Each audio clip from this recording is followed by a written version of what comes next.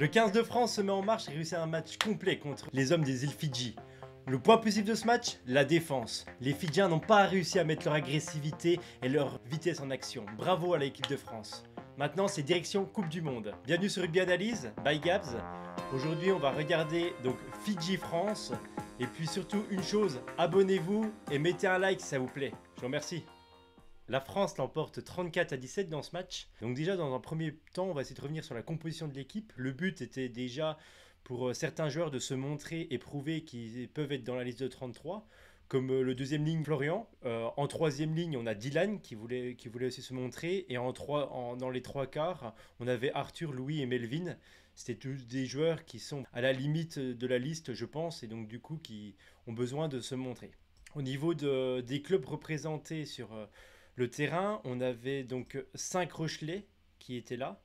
Et un point important à relever, c'est quand même on avait 11 joueurs qui étaient champions durant les 2 dernières années. Donc on avait un 15 de champions quand même dans l'effectif.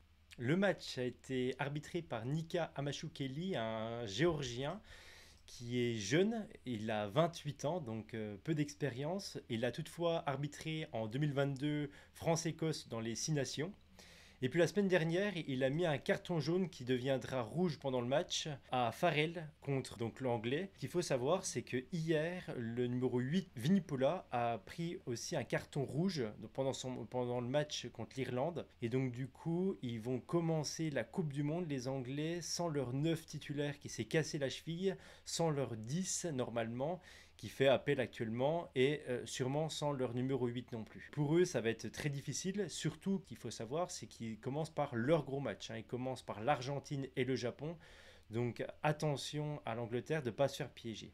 Du côté des Irlandais, ils ont perdu hier Dan Sheehan, leur talonneur, qui est un élément très fort de leur équipe, très mobile, un des meilleurs talonneurs au monde actuellement, qui s'est fait mal au genou, donc les examens sont actuellement en cours. On attend d'avoir des nouvelles, savoir combien de temps il va être indisponible. Pour revenir sur un point des matchs hier, quelques matchs, l'Afrique du Sud a marché sur le Pays de Galles. Donc l'Afrique du Sud est vraiment lancée en mode Coupe du Monde, comme d'habitude, à la dernière seconde, une ligne droite incroyable. La Géorgie a gagné contre les USA. L'Irlande a balayé les Anglais tranquillement. Et les Italiens ont quand même mis presque 60 points à la Roumanie. Donc les Italiens arrivent maintenant à scorer. Le point statistique du match, la France n'a pas eu le ballon, ils ont eu que 44% de possession de ballon et ils ont eu du mal à rentrer dans les 22 des Fidjiens quand même, on peut remarquer. Et puis au niveau d'une autre stat, il y a eu 11 pénalités pour les bleus, contre les bleus, donc ce qui est quand même assez élevé, il faudra essayer de diminuer ça pour la Coupe du Monde. Au niveau des plaquages manqués, toujours 24 plaquages manqués, ce qui est trop et ce qui est vraiment beaucoup trop si on fait autant de plaquages manqués contre la Nouvelle-Zélande pour l'ouverture. Les Blacks adorent ça, ils mettent beaucoup de vitesse après un plaquage loupé, donc il faut essayer de rectifier ça au plus vite. La première belle action de la part des Français, on est dans les 22, on est à la 23e minute. Le numéro 9 sort le ballon pour Astoy qui est donc placé en 10 et on peut remarquer qu'on a nos deux piliers qui sont au centre du terrain. Donc nos deux piliers deviennent de plus en plus mobiles et de plus en plus intelligents. On voit qu'ils ont vraiment progressé là-dessus. Au niveau donc de la passe de 9-10, on va avoir Antonio qui va se lancer et qui va faire un leurre pour aller fixer le premier défenseur. À ce moment-là, on va aller trouver notre deuxième pilier sur une passe ici, devant. Et on va avoir Melvin Jaminet qui va se mettre en action derrière en vitesse. Derrière, on va avoir Wardy qui va stopper sa course pour fixer deux défenseurs. Et puis ici, et puis Melvin va prendre le ballon en jouant la redoublée, et ce qui apporte beaucoup de vitesse. Melvin va arriver à fixer parfaitement et passer la balle à Moefana.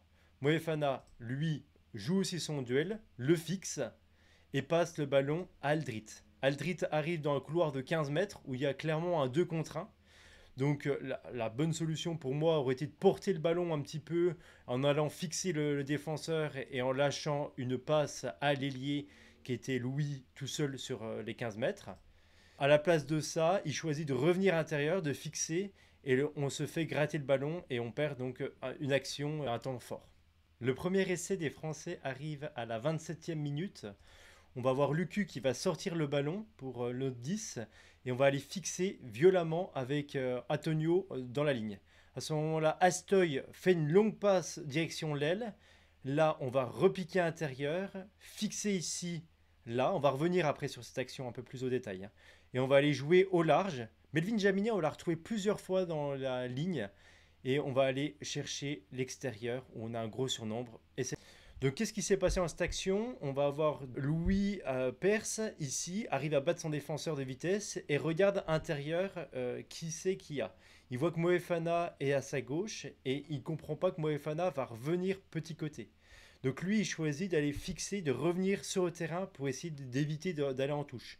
Mais le bon choix aurait été de lever la tête ou d'avoir une meilleure communication avec Moefana et de pouvoir libérer sa balle à l'extérieur pour Moefana qui aurait pu marquer un essai assez tranquillement. L'autre point qu'il faut relever sur cette action, c'est qu'il y a en avant à l'action, on a une balle qui va avancer, on peut voir ici.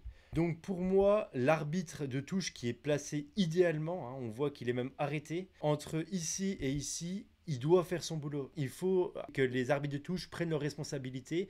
Là, il le sait, il y a en avant, donc il faut qu'il coupe l'action. Le deuxième essai de la part des Français arrive avant la mi-temps à la 38e minute sur une touche dans les 22. On va avoir une touche qui va être très bien captée. On va pousser une première fois à droite et une deuxième fois à gauche. Beaucoup d'avancées, très bien, beaucoup très dynamique. Aldrit sort, se fait plaquer. À ce moment-là, on va avoir notre numéro 2 qui va faire quelque chose de très fort. Il va partir, faire semblant de partir et il va faire une passe à l'aveugle à Antonio qui arrive lancé. Et à ce moment-là, le numéro 3 fidjien n'arrive pas à plaquer parce qu'il est surpris par cette passe. On va remettre un petit peu de verticalité avec nos avants, aidé par Moefana qui vient déblayer. Et puis ici, Antonio, toute sa puissance, toute sa rapidité, toute son énergie. Et il a fait un super match, et bravo à lui et super essai de sa part, tout en puissance face à des Fidjiens, c'était vraiment pas le plus simple. Le dernier essai de la part des Français arrive à l'heure de jeu. On va avoir une touche des Fidjiens au milieu du terrain qui va être très bien captée par leur numéro 8. Là, on voit la beauté d'une touche ici. Alors, le français, il n'y a qu'un lifter, c'est pour ça qu'il est aussi bas, hein. Et on va avoir Macalou qui va être derrière, on voit ici, et qui va surgir derrière d'un seul coup. On va voir ici, il va surgir très rapide. Et là, on voit l'explosivité de Macalou et qui vient intercepter ce ballon. Franchement, magnifique essai de la part de Macalou parce que une explosivité comme ça en troisième ligne, je pense qu'il n'y en a pas beaucoup dans le monde, hein. Un point important de ce match, c'est la défense. La défense, elle a été plutôt efficace. Les seuls essais qu'on a pris, c'est des essais de pick and go, très proche du tas, où c'est très dur à défendre, surtout sur des joueurs très très physiques comme des Fidjiens. Je voulais revenir sur cette action donc, qui est dans les 5 dernières minutes de jeu, où les Fidjiens déjà font une combinaison qui sert à décaler pour prendre un petit peu les moins bons plaqueurs, les moins puissants directement. Ici, on va avoir des tas qui sont très bien défendus de la part des Français parce qu'il faut déjà les arrêter, les Fidjiens, à 30 cm de la ligne et c'est très bien défendu. On ne se met pas à la faute en plus de ça. Ici, c'est même refoulé par Chaluro qui arrive à refouler de 2 mètres.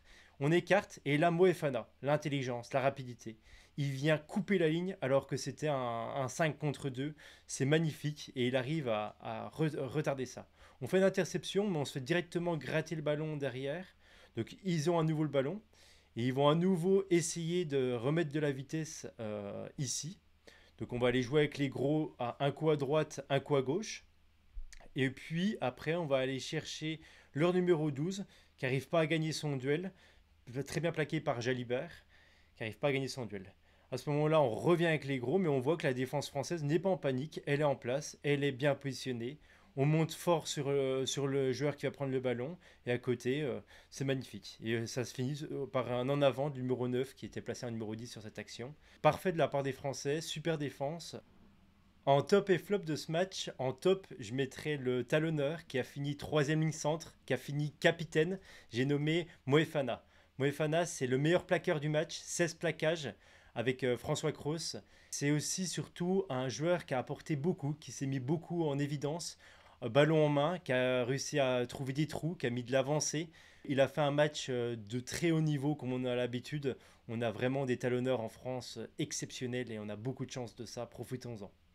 Au niveau du flop, je mettrais les mains des Fidjiens. Pourquoi? Parce que les Fidjiens, on a l'habitude qu'ils transportent les ballons, ils les font voler, ils font des passes au Floyd, ils sont des génies des ballons. Et là, ils ont eu beaucoup plus de mal, peut-être grâce à la défense française qui a été très forte, mais ils n'ont pas porté le ballon à une main comme on les voit souvent. Ils ont fait les choses beaucoup plus simplement. Ça a apporté un peu moins de piquant à ce match-là. Et on aime ça, on aime quand les Fidjiens nous font rêver avec beaucoup de vitesse et des passes venues de nulle part, des Chistera et tout ça. S'il faut retenir deux joueurs qui ont marqué ce match et qui ont marqué des points pour la liste des 33 de lundi, c'est Melvin Jaminet et Arthur Vincent pour moi. Ils ont été très forts, autant défensivement qu'offensivement. Melvin est monté dans la ligne de trois quarts, joué plusieurs fois numéro 10, et ça a apporté quelque chose de très intéressant. Melvin a été aussi bon au jeu au pied et une sacrée grosse botte, hein. Tout le monde a été sur le cul quand le ballon, dernière pénalité, elle passe au-dessus des poteaux. C'est magnifique. On se retrouve d'ici là pour le match contre l'Australie la semaine prochaine au Stade de France. Le Stade de France, on va enfin le retrouver. Ce stade qui va accueillir le premier match de la Coupe du Monde.